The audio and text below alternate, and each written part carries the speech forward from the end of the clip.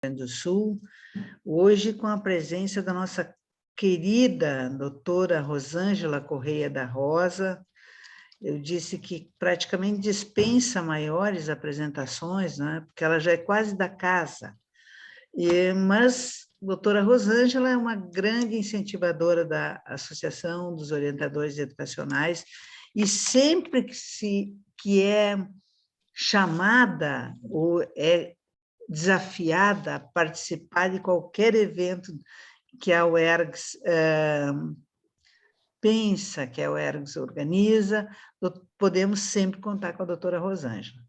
Doutora Rosângela tem como atuação profissional, né, foi promotora de justiça, né, desde 1996, titular desde 2014 da Promotoria de Justiça Regional de Educação de Santa Maria, com abrangência em 44 municípios da região central do estado do Rio Grande do Sul.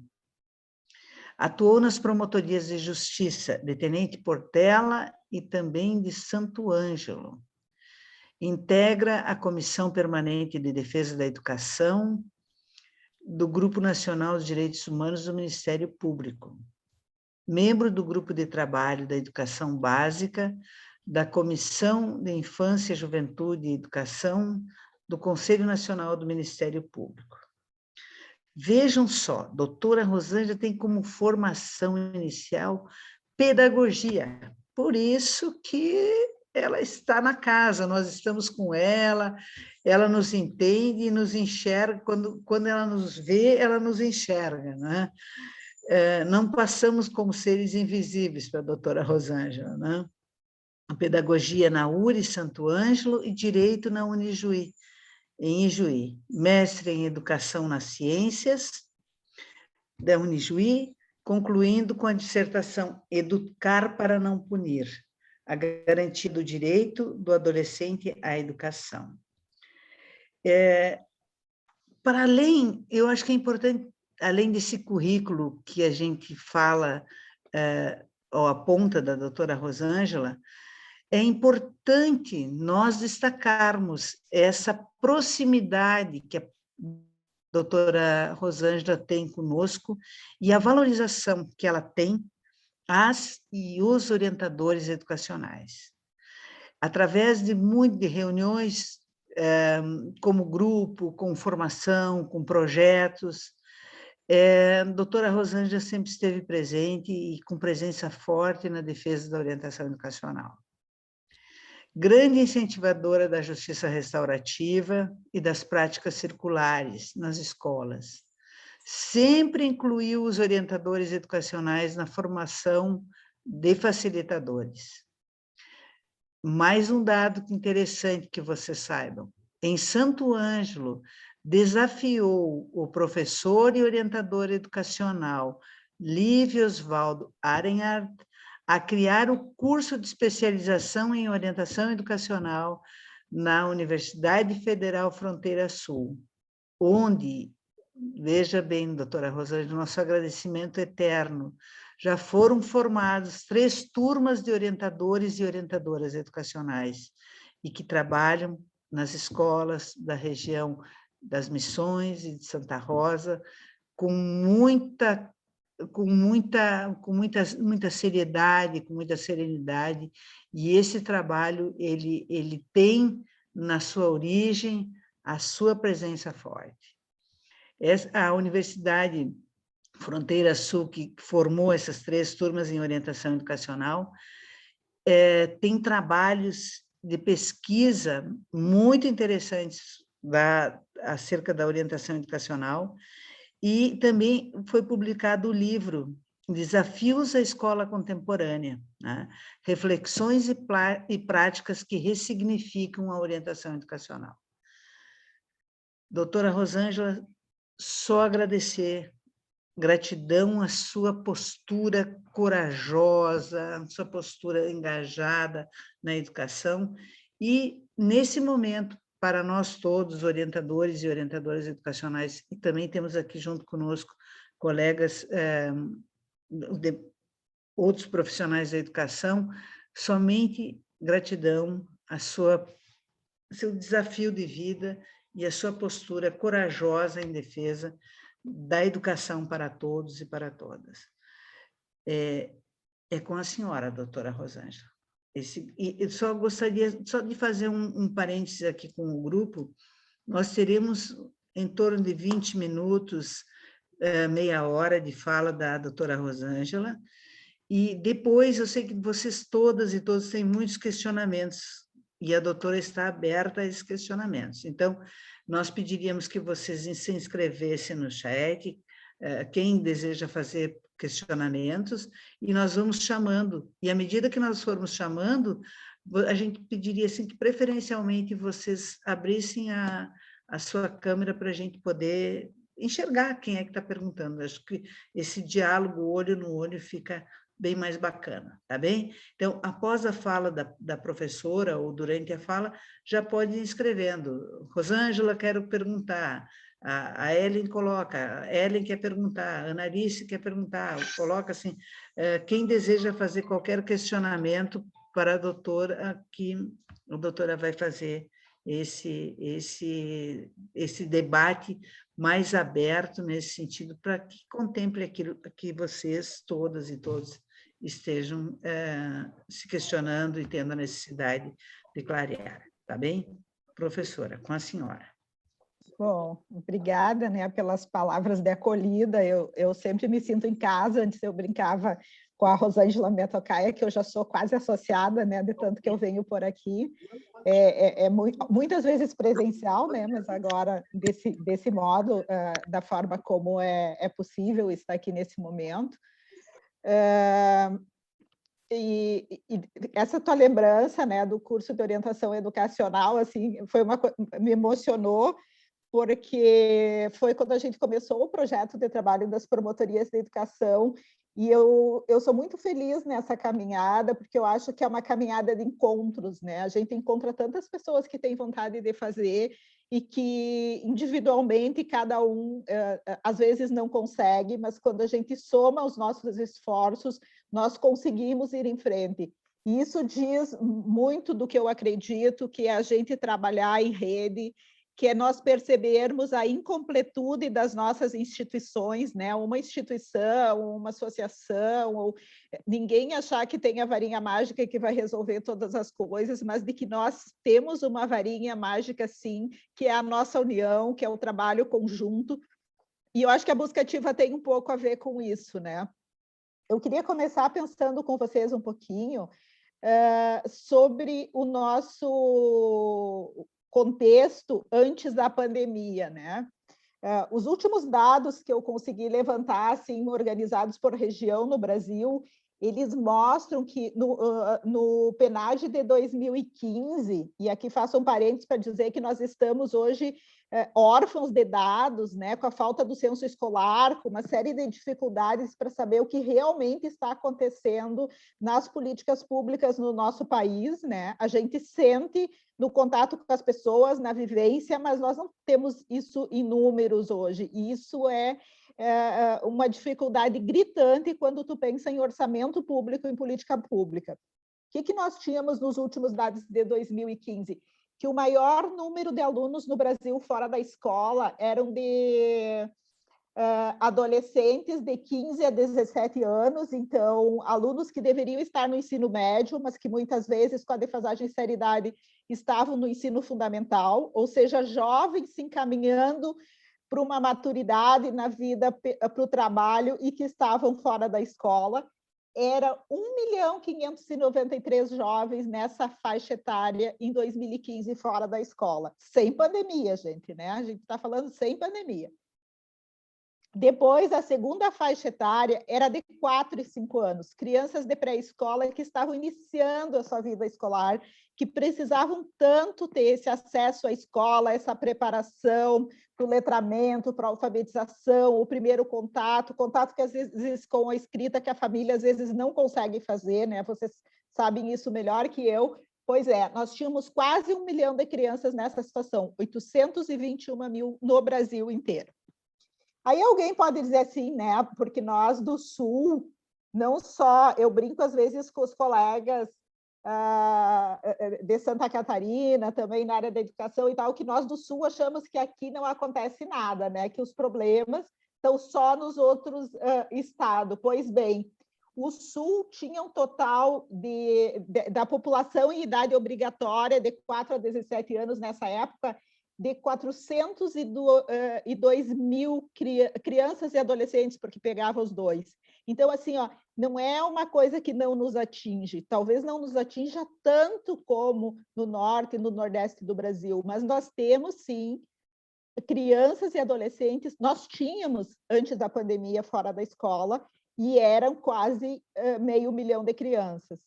E hoje, né? Qual é a nossa realidade depois de tudo que nós passamos? Não foi fácil para ninguém. Muitas famílias sofreram muito mais que outras, né? Principalmente as pessoas que foram atingidas, que perderam afetos.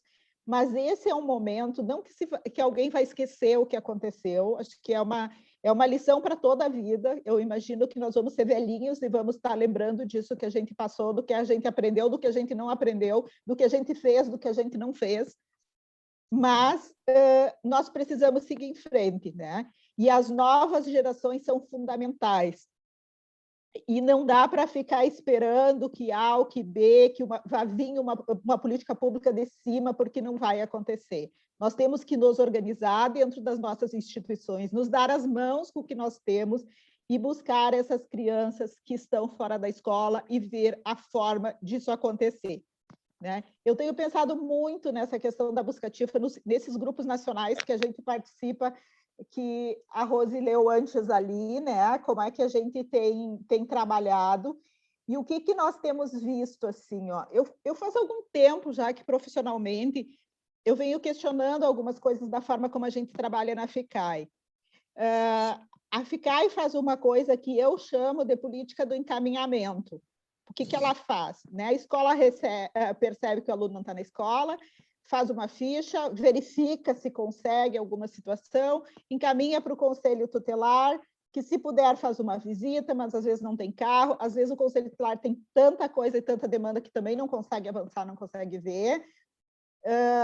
Assim, ó, e eu estou falando, não estou falando em culpa, não estou dizendo que a gente deixa de fazer, eu estou dizendo que todos têm muitas coisas e nós não temos uma técnica de trabalho, né? Isso nos atrapalha bastante, porque quando a gente tem muita coisa e a gente tem um método, a gente consegue avançar em algumas coisas.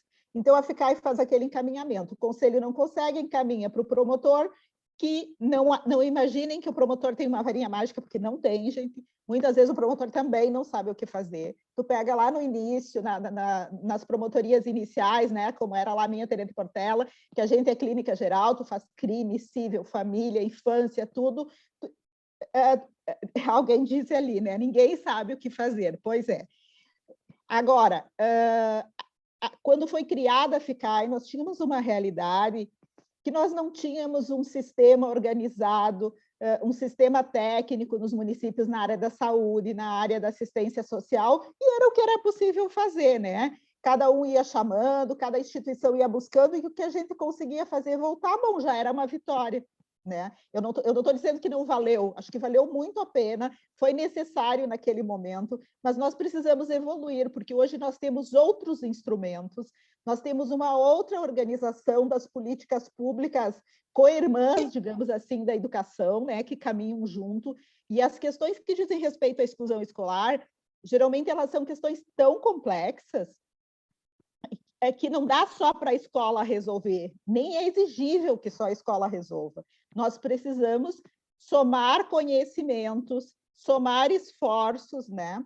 E quando a gente fala em busca ativa, em FICAI, faz muita falta o orientador educacional, porque o orientador educacional é aquele profissional meio de campo entre a família e a escola, né? Que ele se prepara para isso, que ele tem todo o trabalho, tem todo o conhecimento. Então, na medida em que as escolas deixam de poder contar com esse profissional, começa a ficar também mais difícil e exigir mais dos profissionais que estão na escola.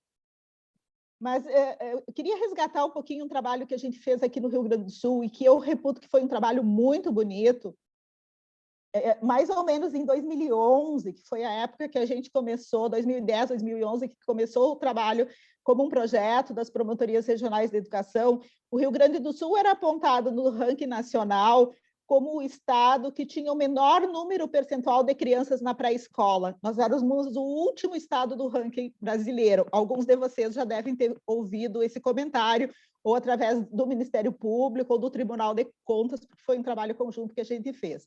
E aí se fez uma associação, um trabalho com um método, né, para fazer a busca dessas crianças e o convencimento também da gestão municipal para a criação de vagas na pré-escola. Nós avançamos muito, gente, nós saímos rapidamente com trabalho conjunto, né? Então eram agentes de saúde que ajudavam a buscar essas crianças, tinha lugares que a gente visitava e fazia trabalho que o pastor da igreja falava para os pais na igreja da importância de ir na pré-escola, questões assim simples de se fazer, mas que precisavam uma associação e uma soma de trabalho, né? E isso era uma busca ativa. Só que naquela época não tinha lei nenhuma, ninguém dizia que isso era busca ativa. Se pensou uma forma de ajudar, se fazia reuniões nas comunidades, se pactuava como fazer, porque para o Bril gaúcho ser o último da lista nacional era uma coisa horrorosa, né? Nós gaúchos temos assim essa coisa, né, de que a gente tem muito orgulho da educação, a educação está na base das nossas comunidades, principalmente das comunidades de imigração, né, que trouxeram esse valor, assim, então nós procuramos resgatar. Pois bem, quando veio o Plano Nacional de 2014, o que não é a nossa surpresa? Que o Plano Nacional traz na lei essa busca ativa que foi praticamente a mesma que a gente dizia. Eu compilei aqui 5 estratégias do plano em pontos diferentes, na educação infantil, no ensino fundamental, no ensino médio, no EJA, no caso dos alunos com deficiência, 5 pontos diferentes do plano que fala em busca ativa, com praticamente o mesmo texto. Eu vou ler um só e vocês imaginem que só muda as idades. Então, eu vou pegar aqui o do ensino fundamental, que era aquele que mais tinha adolescentes fora da escola antes da pandemia, né? Vocês lembram ali os dados. Promover a estratégia 2.5, então da meta 2 do Plano Nacional de Educação, que é a Lei 13.005 de 2014, que diz promover a busca ativa de crianças e adolescentes fora da escola, em parceria com órgãos públicos de assistência social, saúde e proteção à infância, adolescência e juventude, para o ensino fundamental. Ou seja, não é só a escola, né? A legislação nacional, o Plano Nacional de Educação não diz a escola tem que fazer a busca sozinha, não. Ela diz os principais órgãos das políticas públicas de assistência social, de saúde e órgãos de proteção, que é onde se insere o Conselho Tutelar, né? Muitos municípios têm organizações não governamentais, outras que fazem trabalho que também pode ajudar, mas eu acho que isso é um indicativo importante, assim, de que é um trabalho intersetorial, não é um trabalho para um grupo fazer, pela importância dele. A Constituição Federal Brasileira, lá no artigo 227, diz que todos têm responsabilidade pelos direitos das crianças e adolescentes.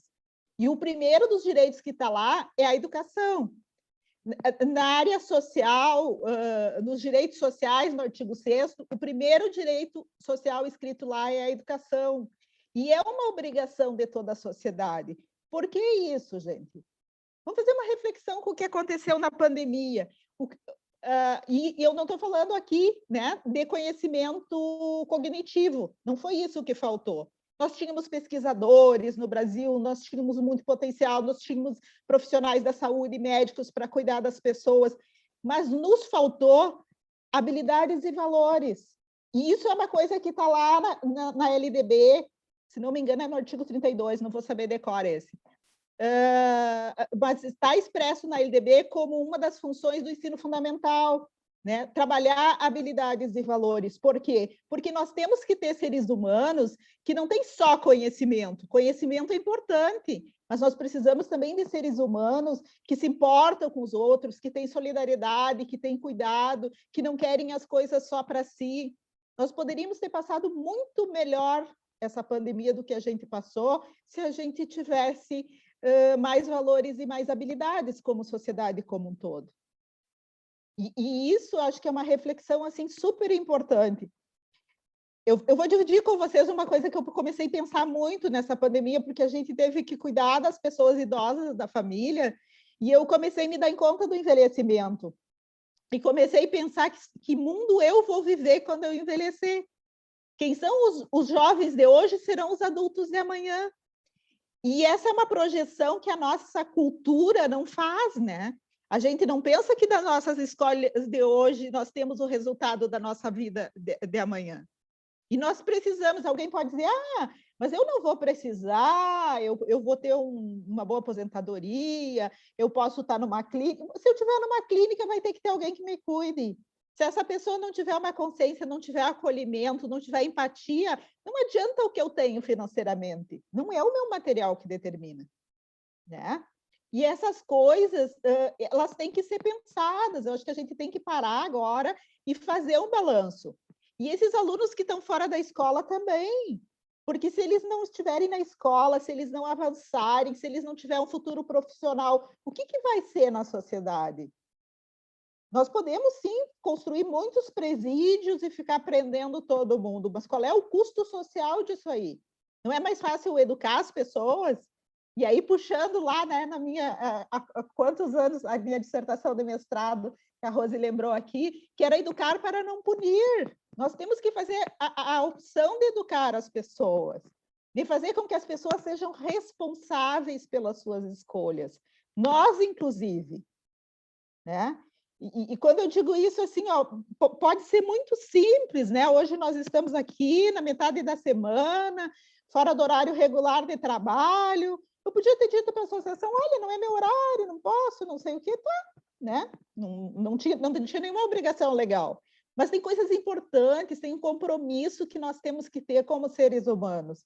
E eu acho que a pandemia trouxe isso muito forte, assim, né? De ver que sociedade que a gente quer viver, que sociedade que a gente quer construir, não de apontar para o outro porque ele não constrói. Eu vou fazer a minha parte.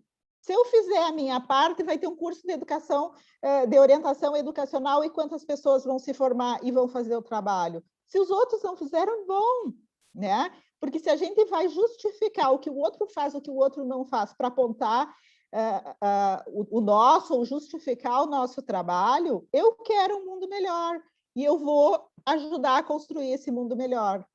Se tu, Rose, me ajudar também, fizer a tua parte, se a Betânia fizer a dela, se a Analice fizer a dela, o mundo vai ser melhor. Quanto mais pessoas se juntarem nisso, né? E eu acho que a busca ativa é isso um pouquinho. Eu não sei quantas crianças a gente vai conseguir buscar, mas cada uma que nós conseguirmos buscar, que nós contagiarmos os nossos parceiros, mas talvez na primeira reunião que a gente faça com o pessoal da assistência social, da saúde, da proteção, e eles, mas isso é coisa da escola, mas aos poucos a gente vai conversando, a gente vai criando um vínculo e a gente vai conseguindo. Eu acho que esse é o nosso futuro, o nosso trabalho.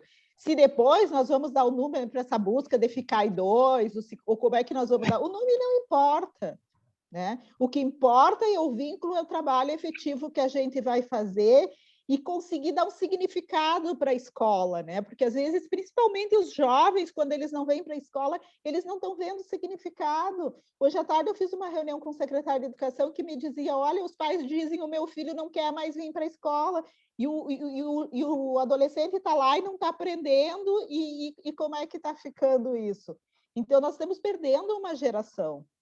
E nós, como a geração mais velha nesse momento, mais experiente, nós temos a obrigação de passar isso para eles e ajudá-los a passar.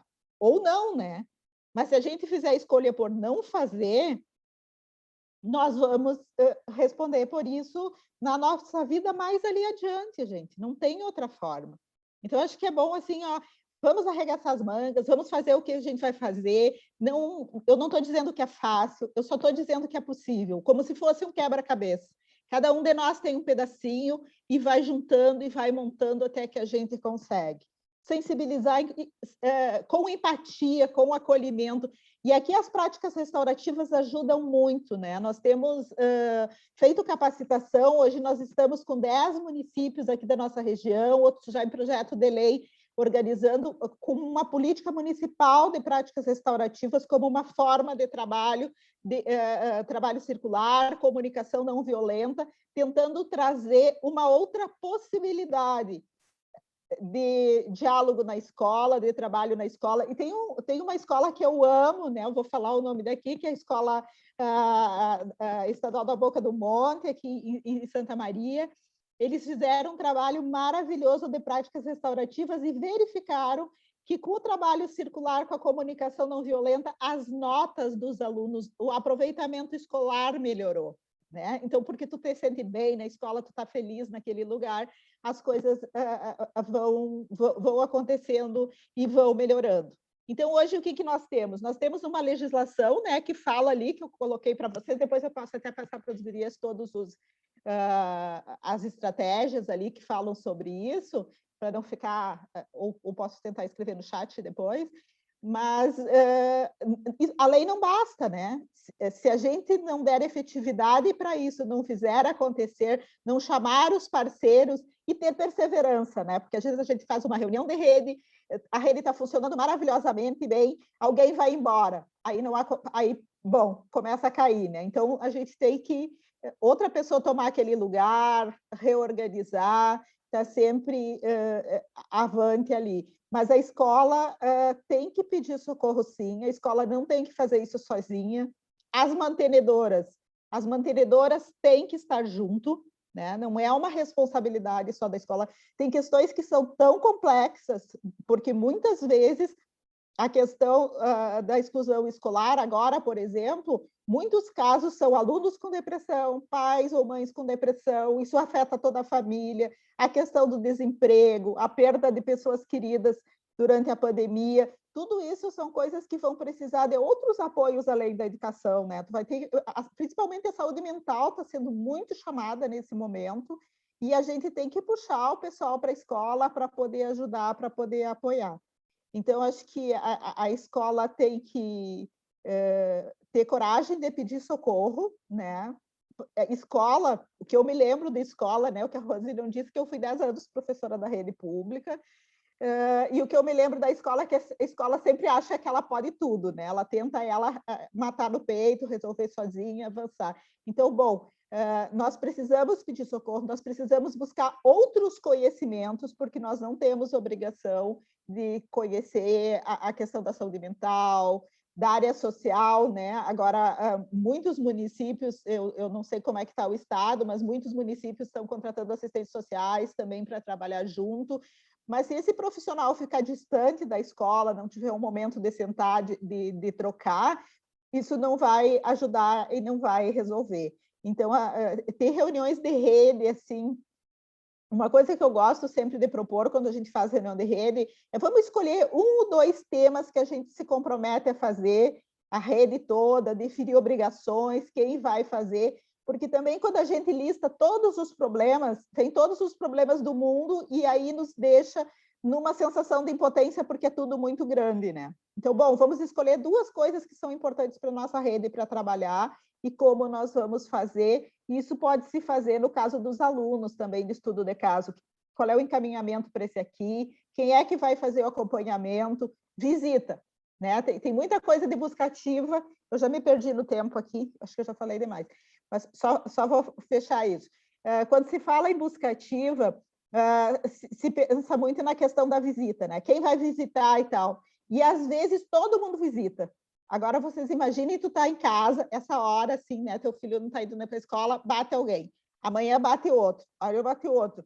Isso deixa de ter o que era para ter um propósito de encaminhamento, de solução, passa a criar um rechaço e uma resistência daquela família. Então, o que nós temos que fazer? Combinar, né? Fazer um estudo daquele caso. E eu acho que hoje os meios virtuais nos permitem isso, né? Rapidamente a gente pode fazer uma reunião de estudo de caso. Olha, chama a escola, chama o conselho tutelar, combina com o CRAS, assistência social, alguém da saúde, é o caso do fulano, de tal família, quem pode ir lá? O agente de saúde, por exemplo, tem contato com essa família, tem confiança, vai ele, não adianta ir eu, que eles nem sabem quem eu sou, com o que eu trabalho, eu vou ter que levar um tempão me explicando lá e tal. Então, essas coisas, assim, eu acho que nós temos que aproveitar também o que a gente aprendeu de bom na pandemia, né? No contato, no acesso rápido, fazer... Quantas reuniões a gente pode fazer num dia, né, de casos de situação e dividir para não ficar repetindo ações, né? Quantas vezes eu peguei Ficai que todo mundo, todas as instituições tinham visitado aquela família e nem por isso tinha resolvido. Tem uma questão da forma como tu trabalha e estudar sobre isso, né, gente? Nós não temos a obrigação de saber, bom, como é que eu faço, qual é a linguagem que eu uso para fazer a conquista de uma pessoa, para fazer a sensibilização. Nós precisamos buscar, né? E aí também entra as mantenedoras, né? Dar esse suporte, dar formação nessa área e não ficarmos nos desesperando. Eu acho que nós podemos fazer, nós temos que ver que instrumentos nós precisamos, e é isso que as instituições têm que se ajudar. Isso é o que nós temos tentando, eu não vou dizer que a minha receita seja a receita, nós temos trabalhado com as práticas restaurativas e tem funcionado, tem sido bom.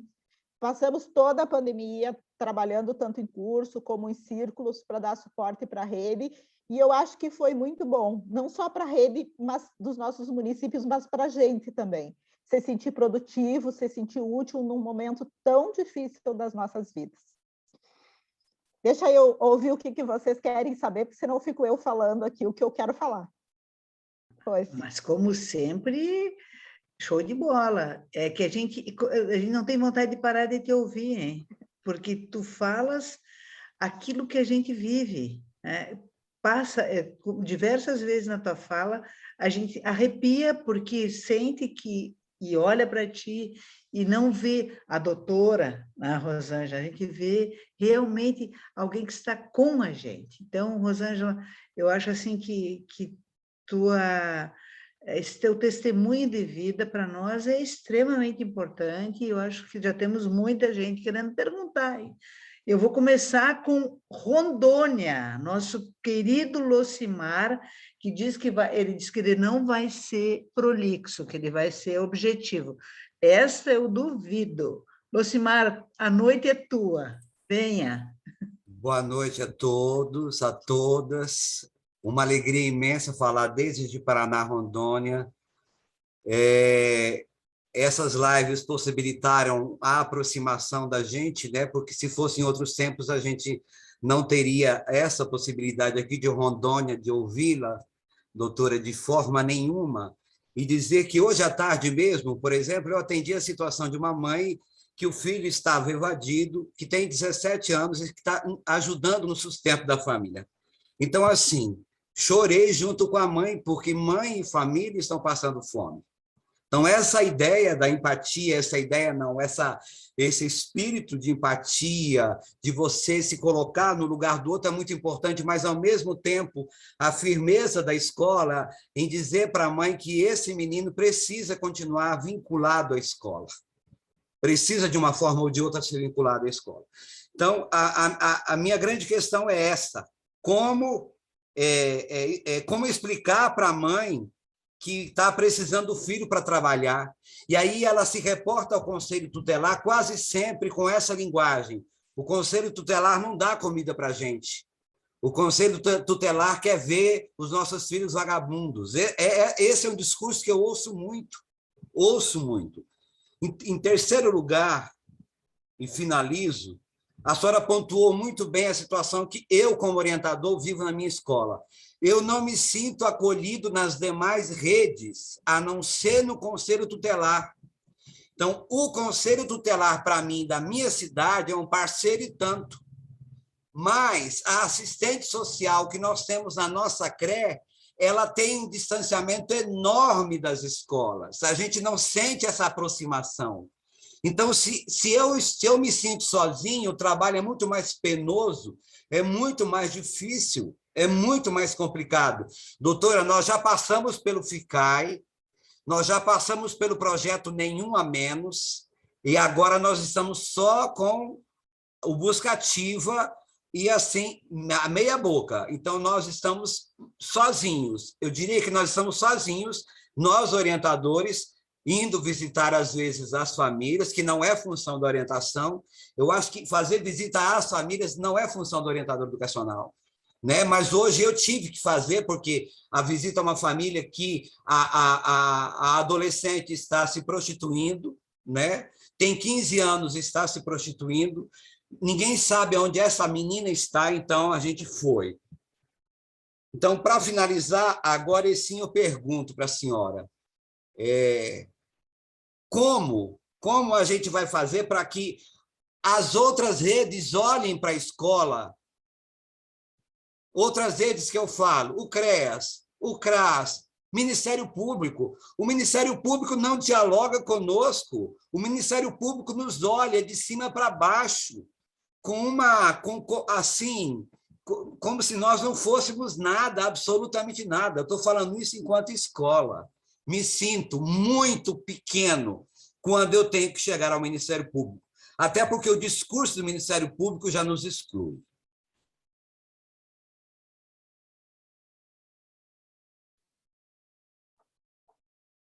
Bom, Simara, assim, ó, eu acho que uma das questões que a gente pode pensar é que talvez as outras instituições, os outros profissionais também não saibam o que fazer.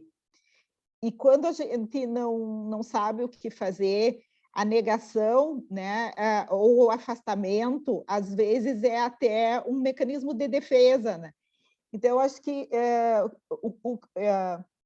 eu vou te dizer o que eu faria, né? Porque é difícil dizer. Acho que promover uma reunião dessa rede para discutir um caso e de dizer, olha, a gente esteve estudando lá no Plano Nacional de Educação, que é uma lei de 2014, a lei 13.005, diz que as instituições têm que trabalhar junto para trazer o aluno para a escola, e a gente pensou em fazer uma experiência, quem sabe aqui com a Mariazinha, o que cada um pode fazer. Porque se tu fizer uma lista de todo mundo que está fora, tu vai assustar essa pessoa que já não sabe muito, né?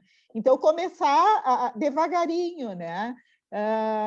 Promover também os cursos de práticas restaurativas. A gente tem pessoas no Brasil inteiro que estão fazendo esse trabalho. Isso melhora o diálogo, melhora a comunicação, cria uma horizontalidade entre as pessoas, né? Não nessa questão vertical, como tu disseste, assim, de uma instituição acima da outra. São formas que eu acho que podem avançar, né? Até a própria Associação de Orientadores Educacionais, se não me engano, vocês já fizeram, né, um curso de práticas restaurativas aqui. Isso dá para fazer online, pelo menos a parte teórica, a primeira parte, né? E depois, aos pouquinhos, também as pessoas vão desenvolvendo. Hoje já dá para fazer alguns círculos, a gente já tem feito, né? Assim, presencial, bem distanciadinho e tal, que em alguns casos é importante ter esse contato. Mas a gente vai construindo, e esses ambientes de troca, como esse aqui, eles são muito importantes, né? Porque eles nos fortalecem, eles nos ajudam a não desistir. Quando tu fica muito sozinho num espaço, sem ter alguns pares, assim, um laço fraterno que pense como tu, que esteja tentando trabalhar, começa a ficar muito pesado, né? A gente precisa de ajuda para levar esse trabalho. E para os adolescentes, eu vou dizer uma coisa assim, que eu sei que eu tenho um conflito de entendimento com o Conselho Nacional de Educação, com o Conselho Estadual de Educação aqui no Rio Grande do Sul, e é em relação ao EJA. Nós temos adolescentes que, embora não tenham 18 anos, mas têm tal nível de maturidade por tudo que já passaram na vida e foram chamados, que não tem como colocar numa classe regular e dizer que ele vai continuar. Então, acho que é bem importante, em alguns casos, eu não estou dizendo que todo adolescente tem que ser mandado para o EJA, mas alguns casos que a escola tem todas as condições de avaliar, junto com a orientação, a direção, os professores da turma, acho que é importante possibilitar, porque hoje a regulamentação do EJA pelo Conselho Nacional de Educação, ela prevê, inclusive, algumas atividades à distância, né, que possam ser feitas para complementar a carga horária. Um exemplo, um aluno que ele trabalhe e que ele tenha que chegar mais tarde na escola, né? Eu sempre me venho a ideia de quem trabalha em posto de combustível, né? Porque o posto sempre fica até mais tarde e aquele aluno sempre perde as aulas e nunca consegue ser aprovado. Então, hoje tem algumas possibilidades que foram sendo construídas com a legislação, e a gente deixar de ter um pouco assim aquela coisa na escola de só querer o ótimo, o ideal, o perfeito. Às vezes o ótimo é inimigo do bom, né? Às vezes a gente tem que fazer o que for possível. Esse aluno está na escola, concluir, mesmo que não seja com o máximo de aproveitamento, é melhor do que ele abandonar e se evadir da escola. Isso é uma realidade, gente. E a pessoa que concluir o ensino fundamental, o ensino médio, ele sempre vai poder resgatar isso num determinado momento da vida. Agora, a pessoa que não conclui é muito mais difícil voltar, né? E a própria questão com a família, com os filhos também, né? O pai que tem mais escolaridade, ele consegue fazer com que a outra geração avance mais. Então, é muito importante. Eu, sinceramente, eu já acompanhei alunos de EJA, porque nós temos uma prática aqui de expedir recomendação ou ajuizar ação para que os alunos se matriculem no EJA quando há necessidade, e fiquei acompanhando, porque todo mundo dizia, eles vão desistir, não sei o quê. Gente, eles foram para a universidade. Eu fico feliz de dizer isso, sabe? Assim, então, quando tu aposta numa pessoa, faz diferença. Algum desistiu, bom, mas todos eles estavam desistindo. Acho que a gente tem que... por isso nós não somos máquinas, né? Se nós fosse, a escola colocaria ali, o aluno entraria e saía o resultado no final. Tu tem que ter uma pessoa que avalie cada caso, analise. Então, eu te diria isso, Lucimar, não desista. Que bom que tu foi visitar. Eu acho que isso é mesmo que não tenha dado resultado naquele momento, mas é um acolhimento para essa família e é muito humano, né? Nós precisamos ser humanos. Doutora Rosângela, a gente tem colegas aqui de Santa Catarina, Rio de Janeiro, Rondônia, né, que é o Lucimar estava falando, e temos alguns colegas que já se inscreveram, né, eu não sei se alguns colegas entraram depois, a gente pediu que, com licença, a gente pediu que o pessoal se inscrevesse, né, aqui no chat, e eu convido também quem está trazendo apontamentos, não são só perguntas, são dividindo, né, opiniões aqui, que se inscreva e para a gente poder dialogar com a doutora. Acho que tem apontamentos ali riquíssimos, né? A Ângela de Medeiros, Arroio do Sal, Rio Grande do Sul, né? Já trouxe a sua inscrição. É isso, Ângela? Está nos escutando? Ângela de Medeiros. Bom, se ela... Ana, dá licença, a Ana diz que sim, eu acredito que ela pode abrir o microfone e fazer as colocações para a doutora Rosângela. Está aqui ela, Ângela. Por favor, Ângela. Boa noite, doutora, boa noite, colegas.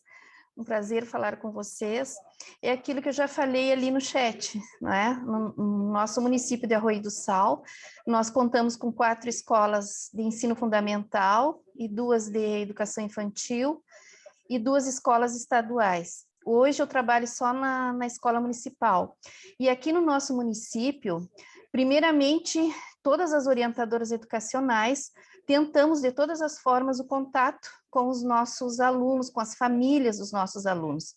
Não conseguindo contato via telefone, alguém que more por perto, né? Quando a gente manda uma convocação por um coleguinha que mora perto dessa família, mas que não temos o retorno, então a SMED fez uma notificação, elaborou uma notificação onde nós colocamos todos os dados do aluno e a própria SMED, junto ao seu pedagógico, e agora há pouco ela contratou uma assistente social, eles vão nas residências tentando, então, trazer, não é, o aluno para a escola. Se conseguem, esse aluno, essa família tem 2 dias para se apresentar para a escola e ali a gente combinar, fazer os combinados, saber os motivos por que a criança ou adolescente estava fora da escola. Mas se não conseguem, aí então é encaminhado ao Conselho Tutelar através de notificação e não de FICAI, porque nesse momento nós soubemos que é ficar e não cabe, não é? Nesse tempo que a gente está vivendo. Então, esse é o nosso jeito, vamos dizer assim, de buscar todos os nossos alunos. E também eu coloquei a seguir que um dos motivos, são vários motivos porque eles não vão à escola. Uns se desmotivaram, o próprio aluno chega e diz assim, mas por que eu vou me esforçar, por que eu vou ir na escola se ano passado teve colega meu que não fez nada e foi aprovado, não é? E outra situação é a questão do trabalho, que com essa pandemia, não é, muita dificuldade das famílias se sustentarem, então alguns alunos estão trabalhando para ajudar no sustento. Um dia uma mãe foi na escola 2 semanas atrás e me disse, olha, ele não quer mais porque ele precisa trabalhar, mas tem a lei, ele já me disse, ele vai voltar para a escola, mas vai assim, dia 6 de fevereiro ele completa 18 anos e não retorna mais para a escola, porque ele não consegue entender que a escola para ele nesse momento é um benefício, porque a barriga, como eu disse ali, a barriga pede socorro nesse momento. Então, claro, conversei com a mãe, mas são situações que são difíceis das pessoas entenderem nesse momento, não é? Nosso CRAS aqui é ativo, ajuda quando pode, que tem a cesta básica, não é? Então, as pessoas do nosso município são envolvidos, mas a gente não consegue os 100% todos na escola. Muito boa sua fala, estou adorando.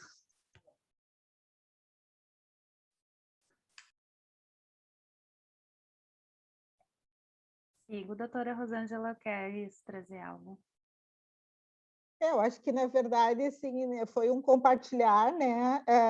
Eu diria para a Ângela que vocês já estão no caminho, né? Fazendo o trabalho, fazendo essa busca, mas eu iria além, assim, de procurar reunir essas instâncias, a assistente social, o conselho tutelar, a escola, para conversar sobre esses casos e talvez construir uma forma de dar um significado para esses alunos, né?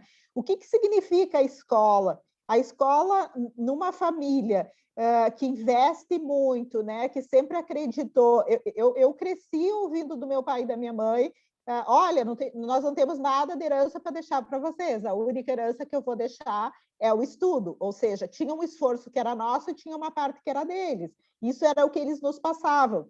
Mas tem adolescentes, por exemplo, que os pais estão dizendo, não, vai trabalhar, tem que trazer coisa para casa, e realmente a gente não calça o sapato daquela família para saber o que eles vivem, né? Então, acho que vocês poderiam pensar numa construção do que fazer. Se vocês trabalharem com círculo, por exemplo, práticas restaurativas, poderiam fazer um círculo com os jovens, conversar. A gente está fazendo isso aqui em Santa Maria, com o município, com o EJA, né? A Isabel Cristina Martins, nossa assessora na promotoria, ela é facilitadora de práticas restaurativas e tem trabalhado muito com isso, para conversar com os jovens, ver o que eles pensam, porque a gente não sabe o que os adolescentes estão pensando, né? Então, poder interferir, eu acho que vocês podem também avançar agora, mas estão no bom caminho, Ângela. Temos a inscrição também da Ingrid de Teutônia. Ingrid?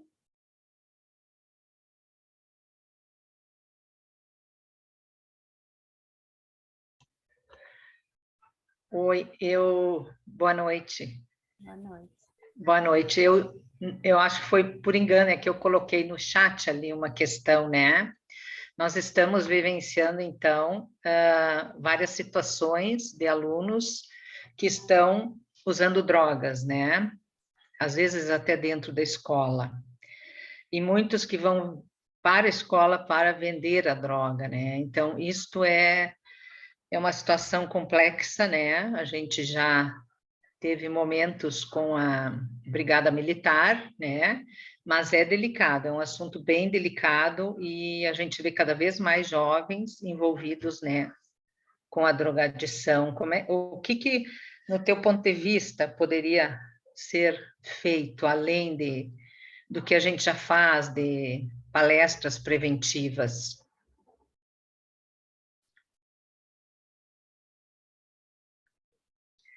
Eu não sei.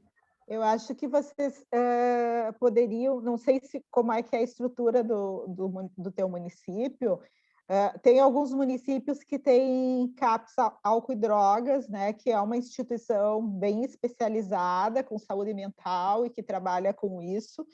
Então, se tiver, chamar esses profissionais para conversar, para poder orientar os alunos. Claro que tem uma questão que é o tráfico, né? A pessoa que vende, seja adolescente, seja adulto, tu não tem uma outra forma do que retirá-lo daquele espaço, né? Ir para o viés punitivo, enfim, da sanção criminal ou de ato infracional, porque é muito grave e precisa que o Estado dê um basta, né, nessa conduta da pessoa. Mas aquele que usa de uma forma até para suportar, né, alguma dor, alguma dificuldade. Tem alguns estudos que apontam que até a pessoa envolvida em depressão, se não se medica, ela pode buscar um conforto no uso de entorpecentes. Então, teria que ser profissionais da área psíquica, psiquiatra, psicólogo, para ajudar vocês a fazer um trabalho conjunto, né? Cláudia Rejane.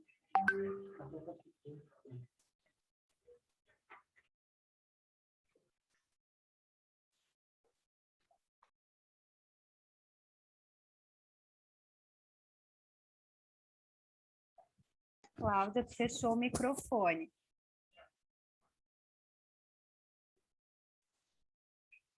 Tu tinha aberto o microfone e agora fechou.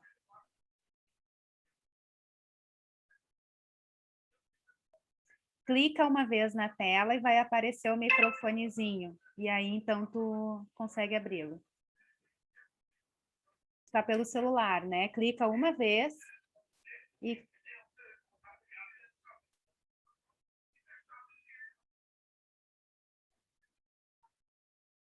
Cláudia, a gente pode passar para a seguinte, aí tu tenta? Pode ser. Então, aí a Cíntia também está inscrita. Boa noite. Eu sou orientadora em Porto Alegre, na escola pública do município e do estado. Eu quero fazer uma pergunta para a Rosângela de ordem bem prática, né? Que é uma situação que a gente está se questionando muito nas escolas que eu trabalho, ainda se mantém a decisão de não abrir FICAI. Por que eu pergunto isso, né? Porque nós temos a seguinte situação. Com a pandemia, a rematrícula foi automática. Então, alunos que já estavam afastados da escola no final de 2019, né, foram rematriculados. Outra situação, com a questão da pandemia, houve, então, muita mudança de endereço. Muitas pessoas foram para outras cidades e outras para outros estados. A gente não consegue, então, contato de forma nenhuma.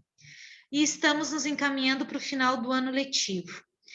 Nesse caso, o que a gente faz dessas pessoas que não têm como serem localizadas e provavelmente nem estão mais na cidade?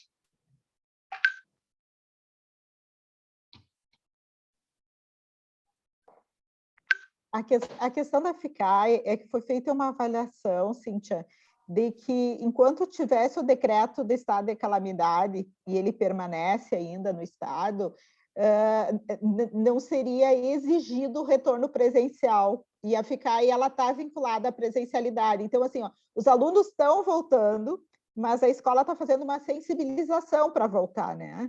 Não é uma obrigatoriedade, tu não tem como fazer uma coerção. Então, nesse sentido.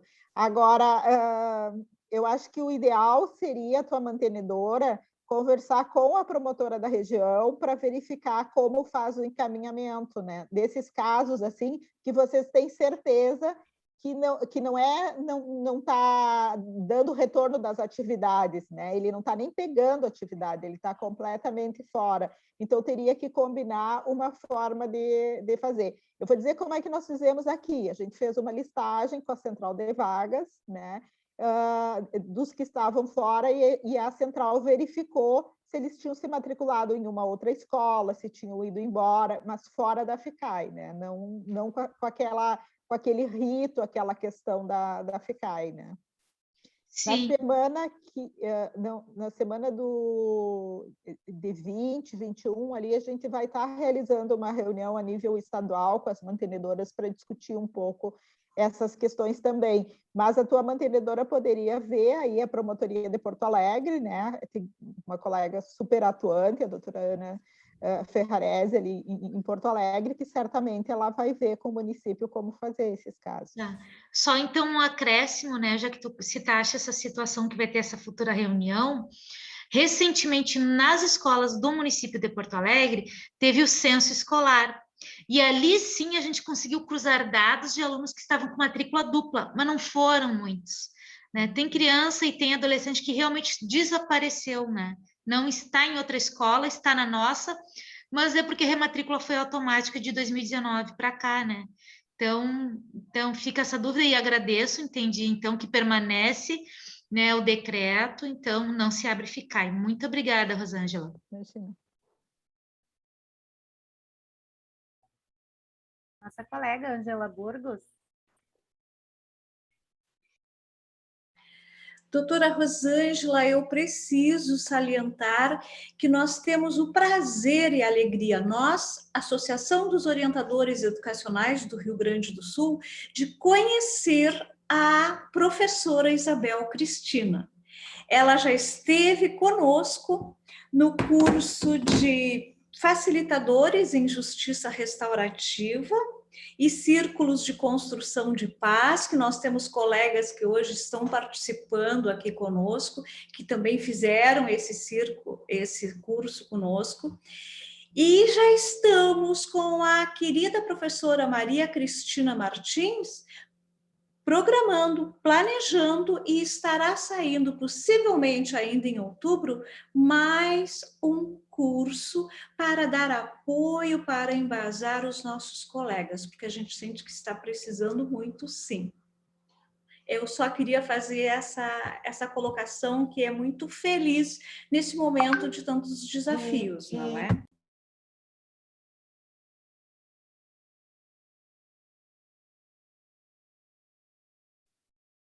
Eu acho que é super importante, né? E se vocês fizerem nessa forma virtual, podem convidar os colegas dos outros estados, como o Lucimar, né, que está angustiado lá sozinho, para fazer e para poder trabalhar. Gente, eu super acredito nos círculos, assim, a gente usa para audiências extrajudiciais, investigação, inquérito civil, coisas que tem que compor com os gestores, e funciona porque tu, de alguma forma, eu brinco que o círculo ele é meio mágico, né? Tu cria um vínculo com as pessoas em que todas se dispõem a realmente ajudar a resolver aquela problemática. Tem histórias assim muito legais que a gente já trabalhou com círculo.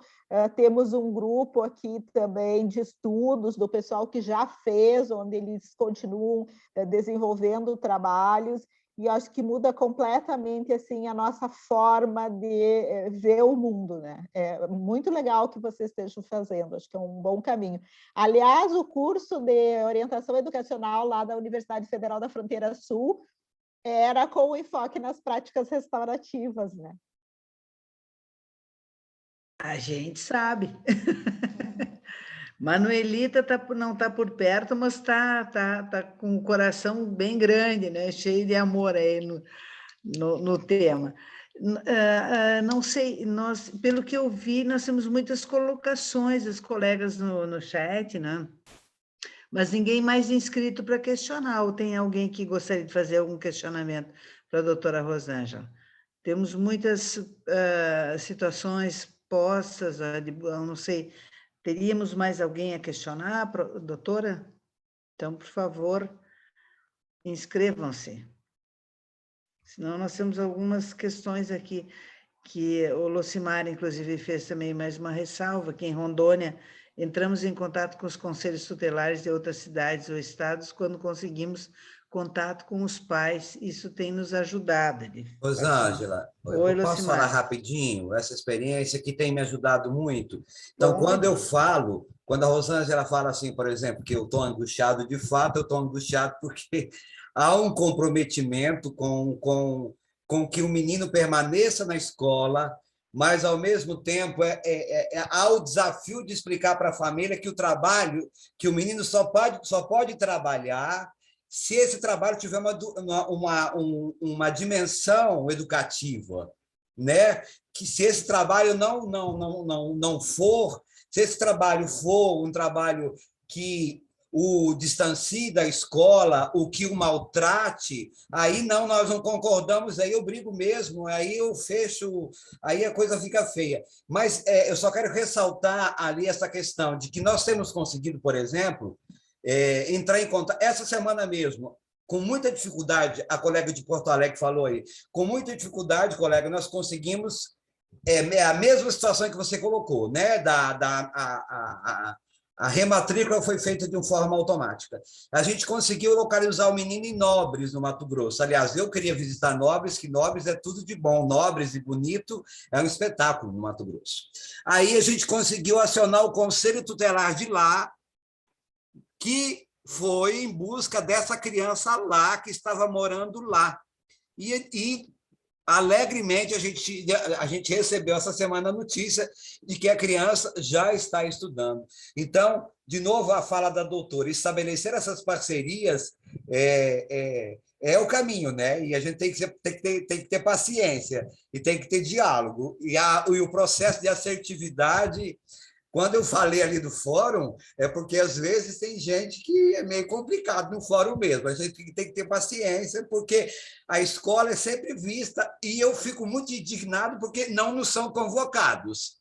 Eu acho que a escola tem que ser convocada, o orientador educacional tem que estar presente, principalmente os orientadores educacionais. Se não nos convocam, eu levanto a mão e digo, eu quero participar, eu quero ir, eu quero me fazer presente. E desafio o povo nesse sentido.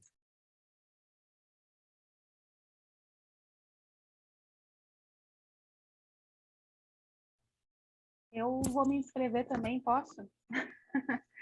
Vai, Ana Alice. Eu acho que tu trouxeste uma frase, né, em que todos nós precisamos, né, buscar fazer a nossa parte, né? Eu tenho lido ali algumas coisas no chat e eu acho que é isso, assim, as escolas nós estamos ali direto na escola, tá pesado, né, tá cansativo, e essa busca pelos alunos é algo constante, né, e cansativa por muitas vezes, e frustrante também, né, porque nós estamos nos deparando com uma nova situação em que, se já tinham famílias que já era complicado, já era bastante difícil, bastante até penoso, né, fazer com que participassem, que os alunos estivessem na escola, agora é muito difícil. Ou realmente, como é que a gente brinca, dizendo, sumiram, né? Ou, né, foram para outro município, e achar esses alunos, né? Encontrar esses alunos. E aí eu trago, assim, algo que que eu me deparei com uma escola em que a gente vai atrás e busca, né, algumas famílias fazendo essa opção de retorno, né, que a gente sabe que, por mais que seja uma opção, por mais que tenhamos que ter todo esse cuidado, os protocolos dentro da escola, ainda tem muito mais ganhos retornando, e ainda um ambiente mais saudável dentro da escola, né? É um ambiente saudável para muitas crianças. Mas aí eu sei que aqui a gente tem inscrições de várias áreas, né? Assistentes sociais, inclusive, conselheiros tutelares, né? E eu acho que é aí que está esse momento que a gente possa trocar, porque não é colocar a culpa num setor ou no outro, no fazer do outro, né? Por que será que as coisas não vão andando? Né? As coisas não andam e a gente acaba se angustiando. Eu tô compartilhando uma angústia minha, né? E isso realmente acontece, está acontecendo porque parece que não anda. Aí a gente busca o Conselho Tutelar como também um aporte, né? Nessa rede aí. em algum momento as coisas não vão, porque tá saturada de serviço, né? Como tu mesmo disseste, tá saturada de demandas, não é? E o que fazer também, né? Annalise, eu acho que duas coisas assim, né? Duas não, três. Uma é ter um espaço para cuidar dos profissionais também, né? Um encontro de rede também pode ser um encontro de autocuidado. E isso eu não vou me autorizar, né? Eu vou dizer para vocês pedirem para a Cris, ela tem umas quantas técnicas, pode trabalhar com vocês, porque às vezes a gente só dá como profissional, tem uma hora que a equipe tem que parar e tem que cuidar de si também, né? A gente tem que afiar as nossas ferramentas, a gente tem que se instrumentalizar também para poder seguir em frente. Essa parada, ela é necessária. E eu acho que o orientador pode ser o profissional para promover isso na escola, né? Vamos fazer um pouco com os colegas, vamos fazer alguma forma de cuidado. E outra, eu vou pedir para te fazer um exercício aqui, tu olhar esse copo e me dizer o que tu vê.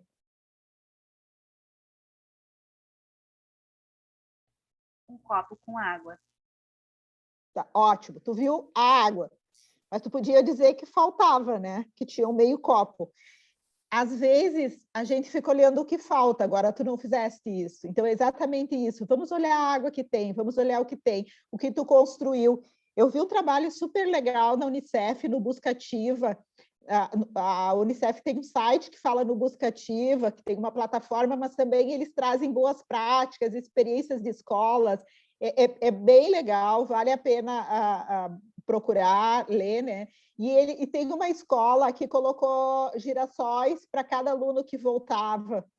Então, isso te dá um concreto, assim, de tu festejar. A Mariazinha voltou, então vamos colocar aqui, né, o girassol dela, a flor, a borboleta, sei lá o que tu escolher.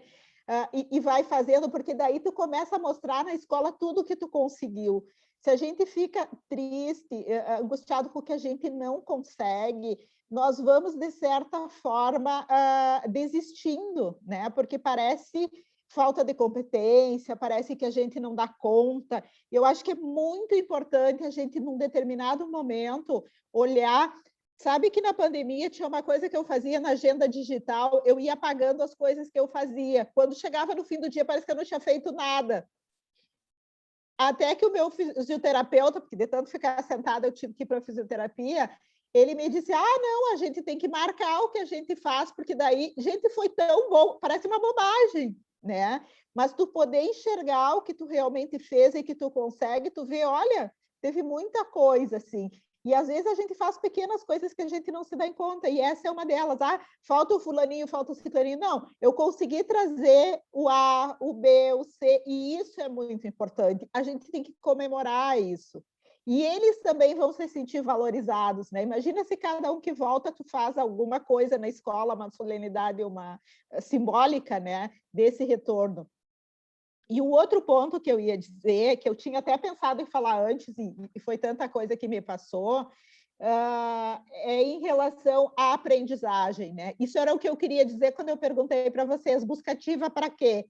Não é buscativa só para estar na escola, ele tem que buscar ele para ele efetivamente aprender. E isso também é um desafio. Mas esse é um desafio que a escola sabe como fazer, né? Procurar formas diferentes de ensinar, pensar e tal, porque aí ele vai vir e vai ficar.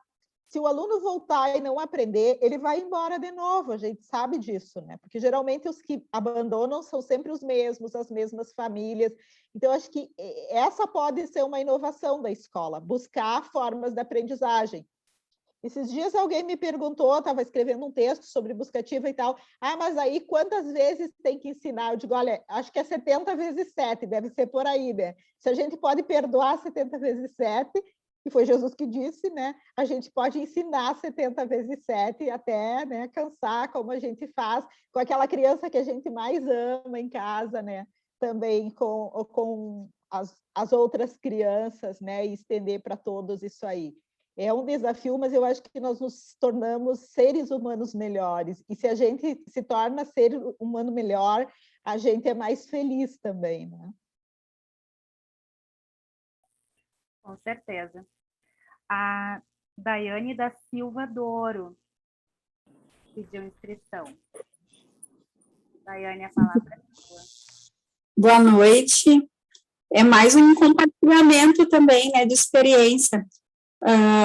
Eu sou de São Leopoldo, sou professora municipal e atuo na Secretaria de Educação compondo um GT de busca ativa, que tem como objetivo de dar um apoio, apoiar as escolas, além de fazer a busca ativa, apoiar as escolas, mostrando os caminhos dentro da rede, para que as escolas consigam fazer o resgate desses estudantes. Esse GT, ele iniciou em agosto de 2020, ali, né, aquele início de pandemia, ali, no meio da pandemia, e o que eu percebi no início foi muito difícil, foi um desafio, mas com um passinho, assim, de formiguinha, né, e uma construção contínua, bem devagar, a gente conseguiu construir uma rede que está bem legal, assim, as escolas, elas estão conseguindo o apoio, tanto do CRAS, do Conselho Tutelar. Nós temos reuniões do GT Busca Ativa com o Ministério Público mensais, no sentido de construir, fortalecendo essa rede, com os agentes de saúde estão envolvidos, então, também. Então, nós construímos via Drive, no momento de pandemia, era o que dava para fazer, porque não havia, a gente não tinha contato, né, nas nossas reuniões. Nós construímos uma planilha de troca de informações, em que ali nós colocávamos os dados dos nossos estudantes que estavam em busca, e a gente conseguia as informações que o Conselho Tutelar tinha daquele estudante, que o CRAS também tem, se mudou de endereço, se não mudou, e com isso a gente tem conseguido, assim, né, cerca de 40% dos estudantes encaminhados ao busca, eles retornaram para a escola. Ainda tem um número muito grande ainda, porque a nossa rede, ela tem quase 30 mil estudantes. Então, apesar de a gente estar com 3% ainda em busca, né, que a gente considera estudantes em risco de evasão, não evadidos, mas que estão em risco, porque a gente ainda tem essa oportunidade de fazer esse resgate, a gente ainda é um número muito grande, 3% representa cerca de 600 estudantes na nossa rede. E é uma preocupação com esses 600, que a gente não consegue contatar, não consegue localizar, nem o Conselho Tutelar, como é que a gente vai conseguir fazer? E em algum momento a gente se sente um pouquinho frustrado também, né? Enquanto a GT, o Conselho Tutelar, que também não consegue alcançar, e daí a gente fica pensando como que a gente vai conseguir alcançar esses alunos. Então, é só um compartilhamento também, né, de como a gente está funcionando, assim, como a gente achou, né, cada um, acho que encontra o seu caminho ali dentro, e como a gente está conseguindo fazer o nosso caminho, a nossa caminhada ali. Mas a gente ainda pensa em o que está faltando para a gente conseguir alcançar mais estudantes.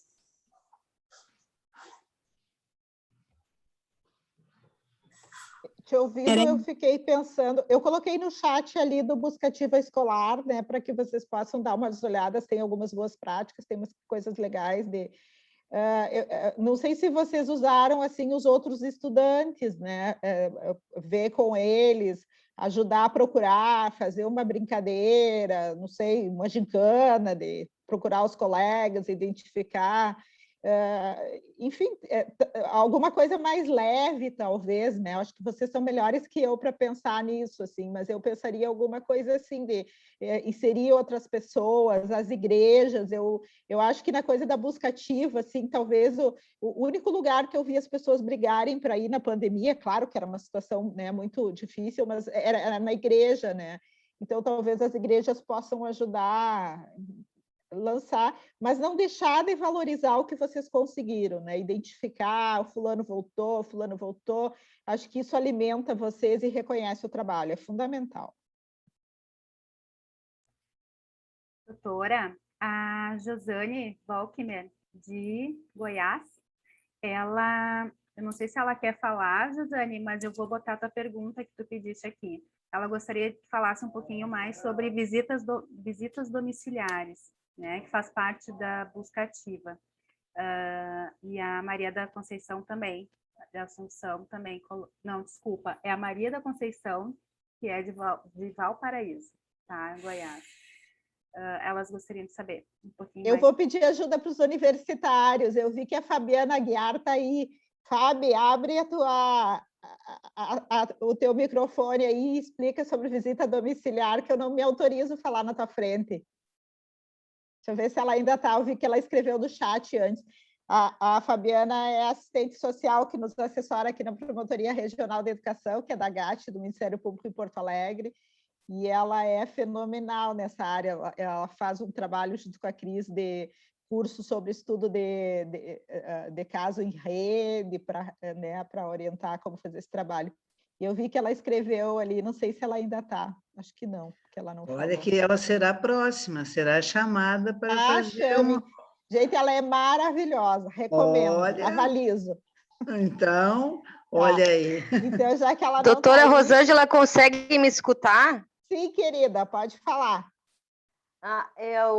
Só para compartilhar com os colegas também, quando te escuto, tem muito do que a gente constrói coletivamente de forma interdisciplinar, e para dizer e poder compartilhar com os colegas que essa é a experiência que tu constrói conosco, com a tua assessoria, de pensar junto, de trabalhar junto e realmente de construir conhecimento. Então, na tua fala tem muito de mim, e na minha fala tem muito de ti, como tem da Cris, e é assim que a gente compõe. Então, também de dizer para os colegas que o que tu fala é o que tu faz, e tem dado muito certo. A gente não tem receita pronta, mas é uma construção coletiva.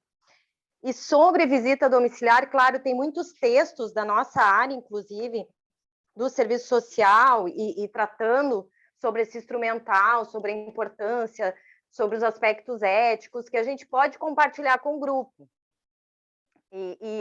No entanto, a senhora já trouxe alguns elementos aí, né? Ou seja, de que a gente não ir todo mundo, de não invadir a casa das pessoas, de não romper com a privacidade dos sujeitos, de trazer a questão de organizar essa visita domiciliar através de um plano de trabalho, e a importância desse planejamento do estudo de caso, inclusive para a visita domiciliar. Então, isso são questões muito importantes que também a escola pode fazer, que o Conselho Tutelar pode fazer, desde que seja algo planejado, de que seja algo pensado para aquela realidade, para o vínculo que aquele usuário, que aquele profissional tem com aquela família. Não sei se está trancando, porque eu estou um pouco com a internet falhando aqui, mas é um pouco disso, assim. Não tem receita, mas tem elementos que são técnicos e éticos na visita domiciliar que devem ser cumpridas nesse trabalho. E repito, a questão da gente planejar esse processo, ele é fundamental, ele é super necessário para que a gente não invada e não rompa com um vínculo que já tinha sido construído, às vezes, pelo CRAS, pelo Conselho Tutelar, pela própria escola, e que se a gente não fizer isso de forma até como é que eu vou dizer assim, agendando com aquela família. Ou seja, a gente não precisa ir de surpresa para aquela família, a gente pode agendar, a gente não está indo para uma situação às vezes, de inspeção, de vistoria, né, que a gente quer ali invadir, abrir a casa do sujeito, abrir os seus pertences, ver se está arrumado, não está arrumado, mas de que a gente quer realmente conhecer aquela realidade, poder entender, fortalecer o vínculo com aquela família, qual é os objetivos que a gente tem com a visita domiciliar, é fundamental, porque senão a gente fica com aquela ideia de que a visita é um lugar de fiscalização da vida do sujeito, e não de um espaço de diálogo e de compor com aquele sujeito. E é isso, são vários elementos que a gente poderia compartilhar com o grupo, mas de imediato é isso que me vem assim para dizer para vocês, desculpa se está falhando um pouco, se eu me fiz entender. Estou muito feliz e pela lembrança da doutora Rosângela de estar aqui. Eu botei ali no chat, é sempre um aprendizado de estar com ela e estar com esse grupo da educação. Eu sempre me digo que eu sou um pouco da educação por esses anos todos que eu venho com a possibilidade de aprender com educadores educacionais, com professores, com direção de escola, com equipe pedagógica, para estudar temas tão complexos que envolvem a exclusão escolar e os caminhos que a gente tem em rede para construir as nossas respostas, que elas são diferentes, que elas são a partir de cada caso, de cada realidade, de cada rede. E é isso, um grande abraço, fiquei muito feliz de alguma oportunidade também estar com vocês em outros momentos. Um grande beijo, minha querida, estou emocionada contigo, de sempre te escutar, de estar contigo, é muito especial, tu sabe que tu é muito especial na minha carreira pessoal e profissional, assim. Um grande beijo para todos. Nós continuamos, né, na pandemia fazendo seminários, que nós temos um seminário de monitoramento do Plano Nacional de Educação e a FAB que nos assessora. Então, quando começou a pandemia, primeiro deu aquele negócio da gente achar, bom, agora vai terminar tudo, né? E aí depois, não, vamos... A Cris começou a trabalhar com os alunos na FADISMA, e aí diz, não, dá para a gente fazer virtual, dá para colocar todo mundo, né? Parecia uma coisa inviável, né? Tu pensar, e começamos a fazer, e funcionou muito bem, então a gente manteve a equipe, conseguimos... A gente sempre teve no curso de práticas restaurativas uma parceria muito forte com a FADISMA, e agora construímos também com a Universidade Federal de Santa Maria, na pandemia, eles nos ajudaram a fazer um trabalho de saúde mental com os professores. Agora estamos trabalhando algumas coisas de gestão, de capacitação e também pensando nessa questão da aprendizagem. Isso para dizer que eu acho que chamar as universidades da região de vocês, né, para poderem pensar e aplicar o conhecimento. É tão importante o conhecimento ser aplicado. Eu sempre brinco que o conhecimento sem ter aplicação, ele é estéril, né? E não adianta, quer dizer, para que a gente vai conhecer se não vai aplicar? Então, acho que chamar eles, desacomodar, dizer as angústias que vocês têm para que eles possam ajudar também, né?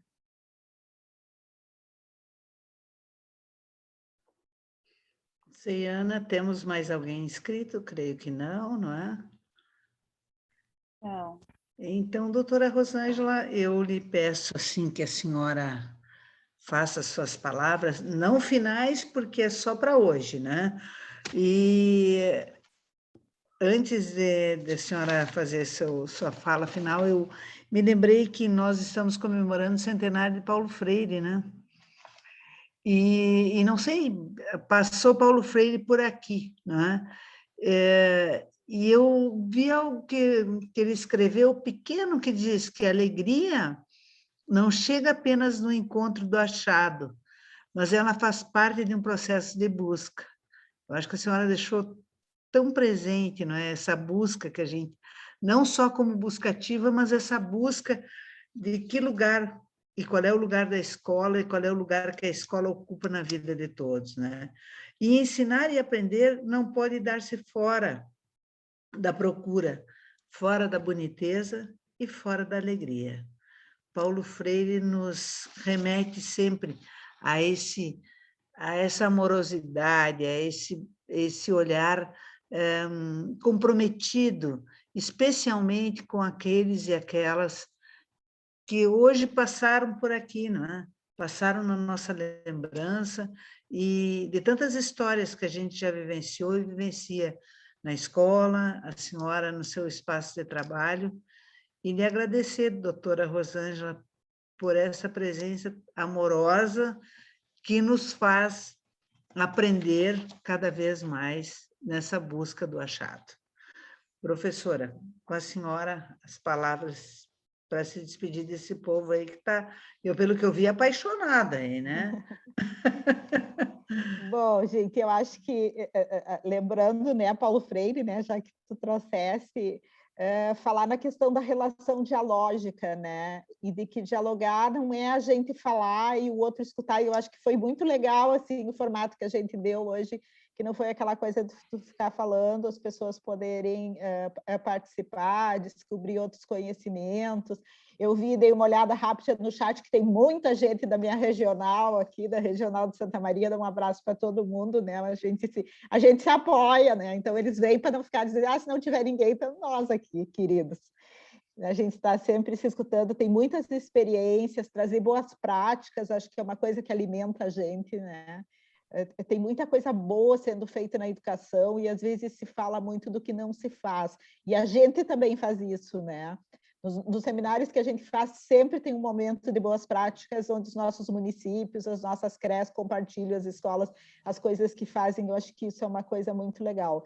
Eu agradeço muito esse espaço, digo mais uma vez o carinho que eu tenho pelo trabalho de vocês, né? Eu acho que comecei na Promotoria de Educação junto com a Associação de Orientação, fazendo alguns trabalhos, e então vocês estão desde o início da caminhada, é muito bom, me sinto muito em casa estar aqui.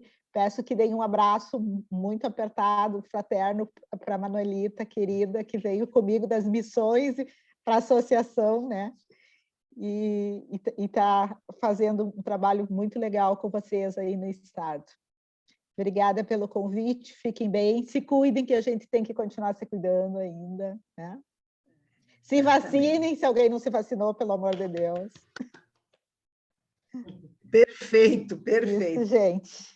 Muito obrigada, doutora Rosângela, obrigada a todos e todas, e vamos em frente. Semana que vem nós concluiremos o nosso curso Produção de Vida e Sentidos, que vem acontecendo durante todo esse ano, e na semana seguinte já iniciaremos um novo curso com Gabriela Jabrowski. Serão 5 encontros, né? Colegas, vocês receberão todo esse material, e vai nessa linha, doutora. Vamos cada vez mais fortalecer a orientação educacional dentro do nosso estado, dentro do nosso país, e com certeza o meu sonho, doutora Rosângela, é que a senhora consiga fazer em Santa Maria o que fez lá nas Missões, que a Universidade Federal de Santa Maria retorne para um curso de formação de orientação educacional. Cada vez que eu lembro de Santa Maria era um lugar efervescente da orientação educacional. E hoje nós temos uma universidade que não forma mais esse profissional. Contamos com a senhora para pensarmos em algumas alternativas. Quando eu me lembro de Santa Maria, eu lembro da senhora e da Universidade Federal. Penso que tem espaço, e muito espaço, para a gente formar esse grupo lá em Santa Maria. Grande abraço a todos e todas, e até a próxima. Fiquemos bem e nos cuidemos. Um grande abraço.